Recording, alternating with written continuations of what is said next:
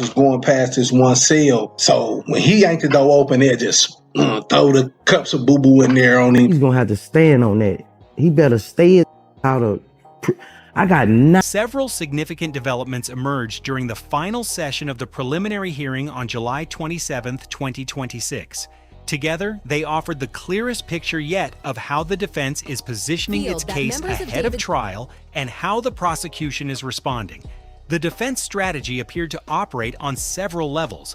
The first centered on messages exchanged between David and Celeste Rivas Hernandez on April 22nd and 23rd, shortly before the events prosecutors allege occurred on April 23rd. During the final day of the hearing, the defense introduced text messages in which Celeste expressed anger over David's contact with another woman. The messages also included threats to go to police about their relationship if he did not stop his behavior. Those messages carry significance because both sides are using them, but for very different reasons. Defenders and treated in prison. They got treated bad. I didn't know what was going on. I didn't even think nothing about that. I just know that it was like every 15 to 20 minutes that went past, guys was going past this one cell. And it'd be like, there's three of them. One of them would grab the cell door and then be on this side like this, and then the other two would be on this side. So the one, and they did this like every 20 to 30 minutes, every like clockwork. And this one yanked the door open, and the other two on this side had cups full of and boo-boo.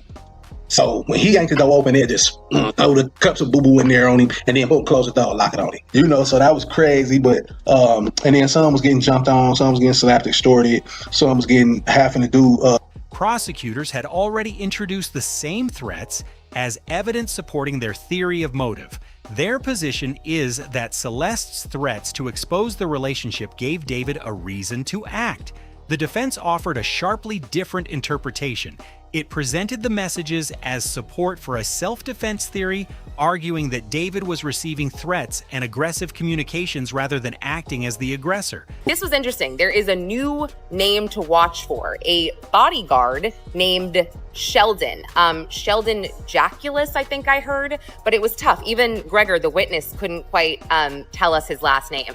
So he was identified, Sheldon, as Burke's live-in security guard, and Gregor testified that he lived at David's home for about 6 months, but Gregor said that he never discussed what happened inside the home. The same evidence, in other words, became part of two competing narratives, and that distinction could become increasingly important as the case moves forward.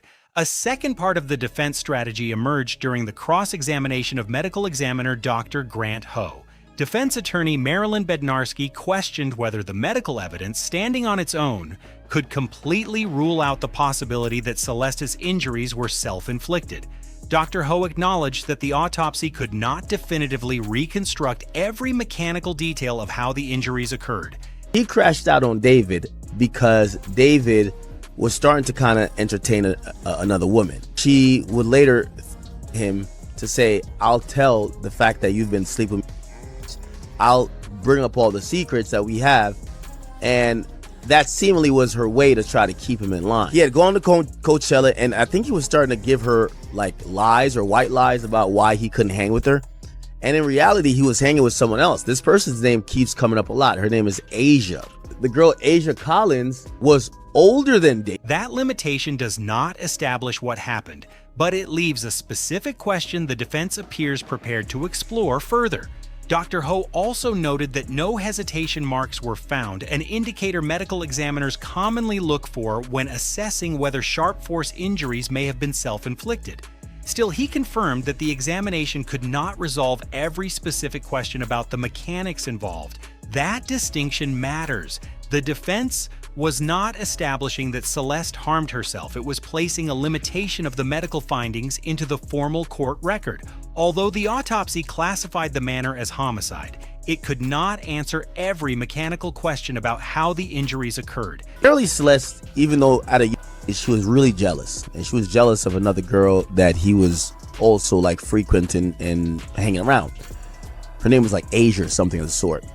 And what would happen is that she would send really these crash out messages saying, hey, listen, y'all cut, I'll you if you keep like entertaining this chick. And She was really jealous. She would threaten to destroy his career. You know what? She'd be like, hey, listen, y'all, I'll this all up. That documented uncertainty could later become part of the defense's reasonable doubt arguments before a jury. The hearing also addressed a court filing from David's legal team concerning his conditions in custody. The filing described David as being held in a segregated single cell at Men's Central Jail in Los Angeles County, with limited access to showers, phone calls, and recreational time. His attorneys argued that these conditions raised concerns about his safety during the pre-trial period. His legal team also pursued the possibility of house arrest, where a defendant can await trial under supervised release and electronic monitoring.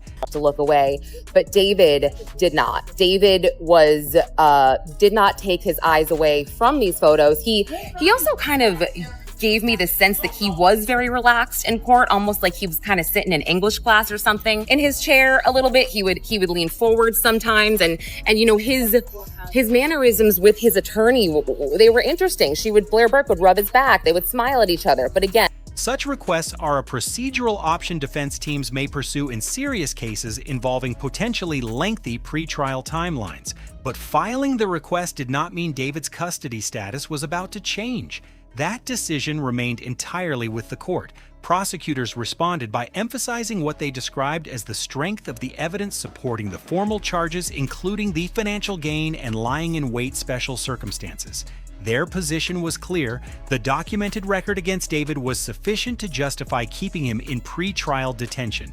The most consequential development from the July 27th session was the formal identification of a potential witness named Sheldon. Court records describe him as David's live-in security guard, who also resided at the Hollywood Hills property. Multiple times and stood by while she out. How do they know that? Look, I got to tell you, as an old investigator, you know where I get that kind of information from? It's not from the perpetrator. To say someone stands there and watches an individual out, that comes from a witness. Court filings allege that Sheldon drove David and Celeste Rivas Hernandez to clubs together on multiple occasions. They further state that Celeste allegedly used false identification to enter some of those venues.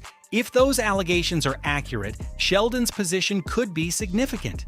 As someone who lived with David and worked directly for him, he may have had first-hand knowledge of the alleged relationship and direct exposure to circumstances in which Celeste's actual age could have become apparent. His alleged proximity also matters for another reason. They're saying that the Celeste girl, maybe she was already talking to the cops, like, yeah, this creep is, you know, he on me.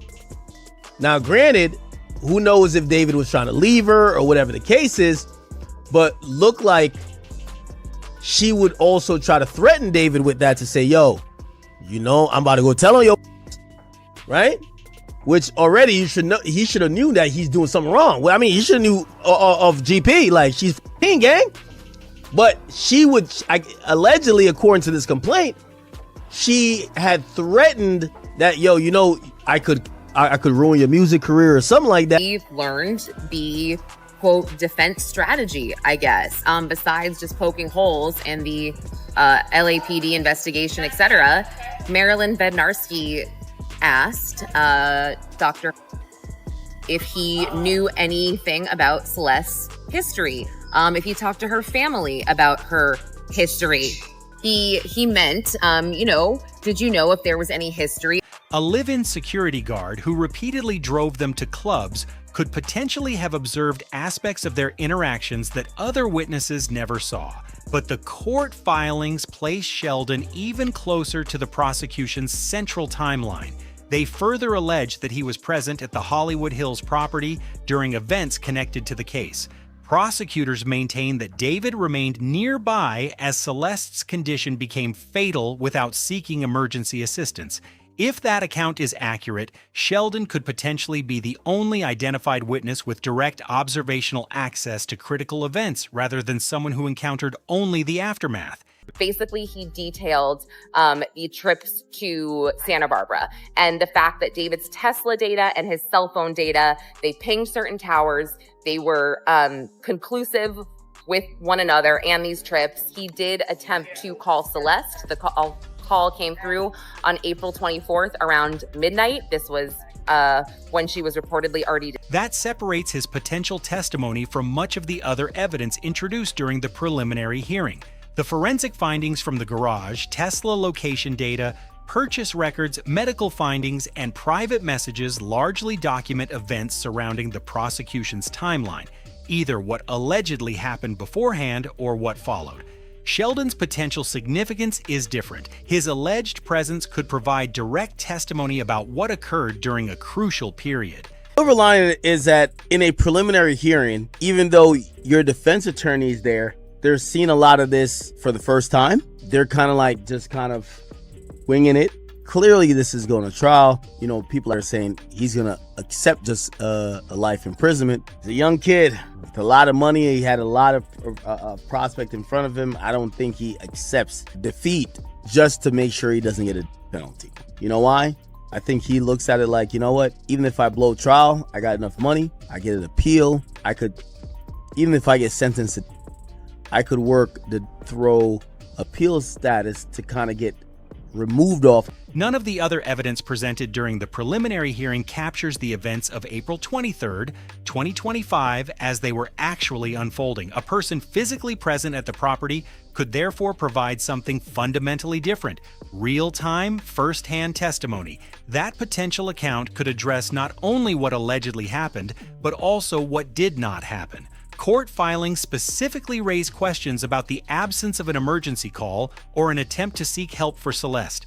But an important limitation remains. Sheldon has not publicly testified about these allegations, whether he will ultimately appear as a trial witness, what his account might contain. I was at the detailer getting that smoothie out.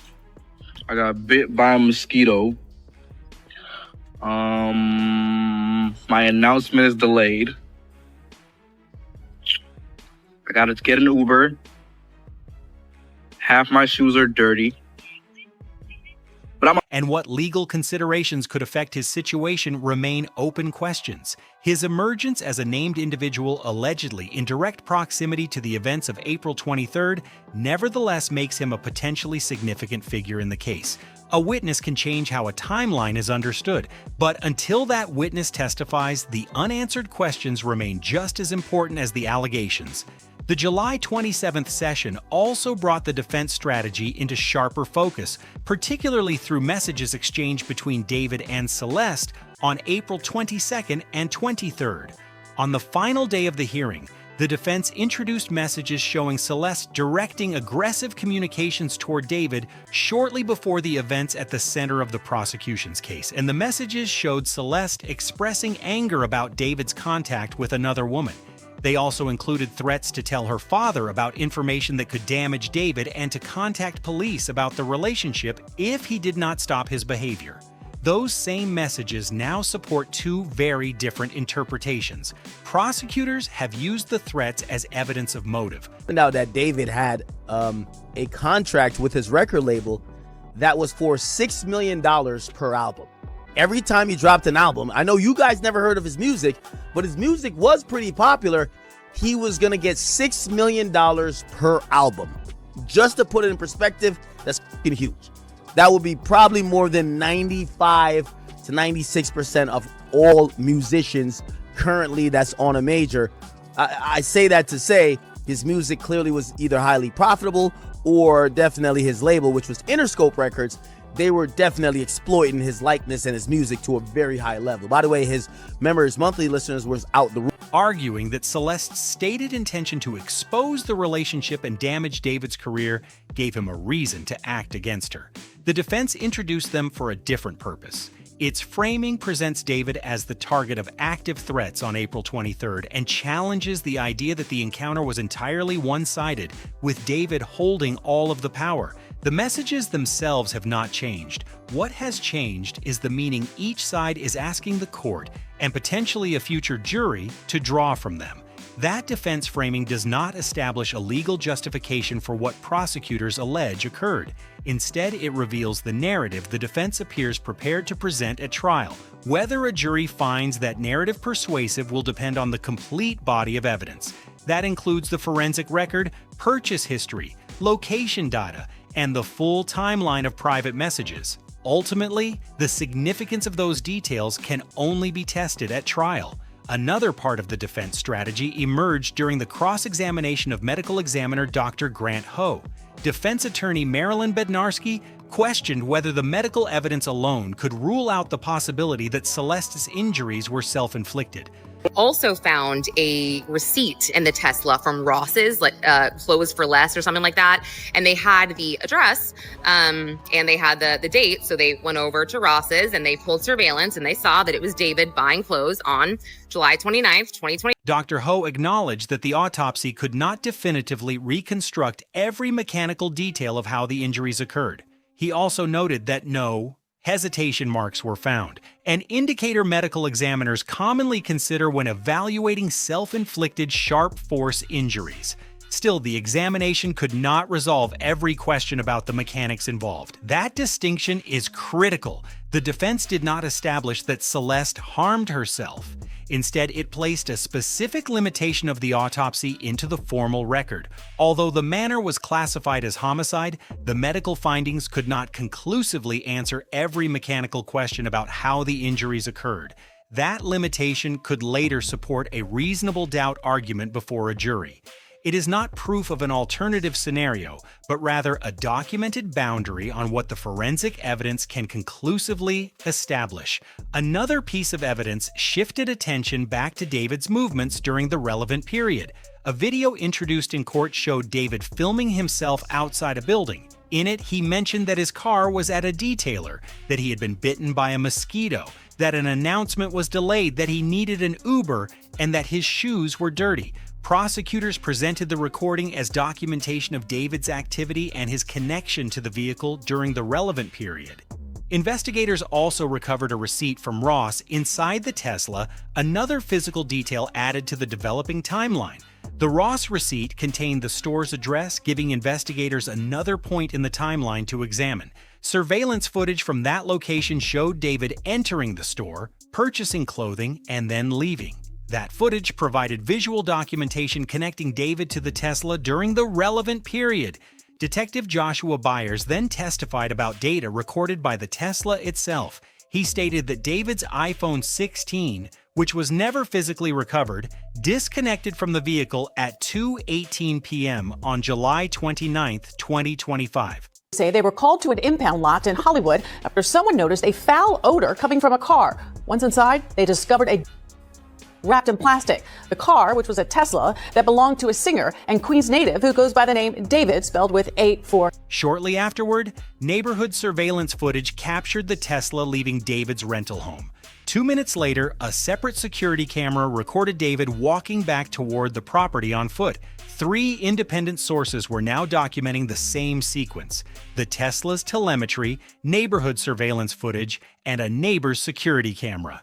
Byers testified that the Tesla was never reported stolen. He also stated that the documented evidence identified David as the last person to drive the vehicle before it was eventually towed. That detail carries particular significance because Celeste Rivas Hernandez's remains were later discovered inside the Tesla on September 8, 2025. Investigators also focused on an earlier journey tied to the prosecution's timeline, and prosecutors allege that late on April 23, 2025, David drove towards Santa Barbara County while repeatedly calling Celeste's phone. Their theory maintains that he made those calls while knowing no one would answer.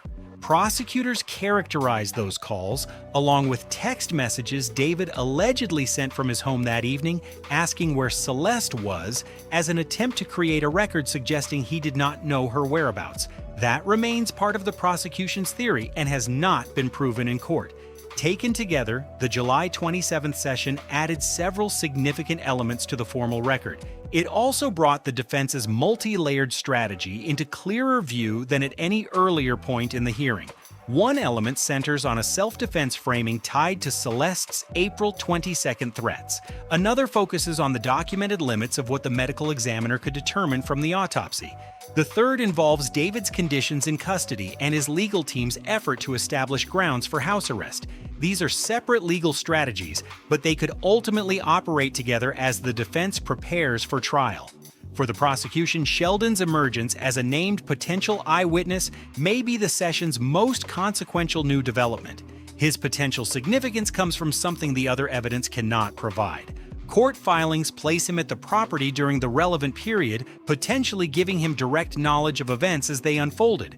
The Tesla evidence builds a different kind of picture, one assembled from multiple independent sources. The video, Ross receipt, and surveillance footage, iPhone disconnection data, neighborhood surveillance, and a neighbor's camera collectively establish what prosecutors describe as a corroborated sequence, connecting David to the Tesla. That sequence identifies him as the last documented driver before Celeste's remains were later discovered inside the vehicle. Each of these competing narratives will ultimately face its most important test at trial, where the standard is proof beyond a reasonable doubt. That is when the full evidentiary record, including material that may not yet have been presented publicly, will determine which claims can be supported and which cannot.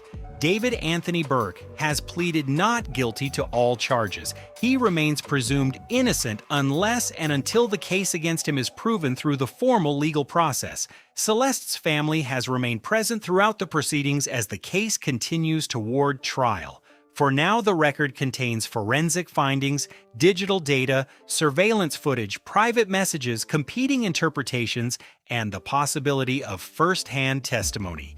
Each piece tells only part of the story. At trial, those pieces will finally be examined together.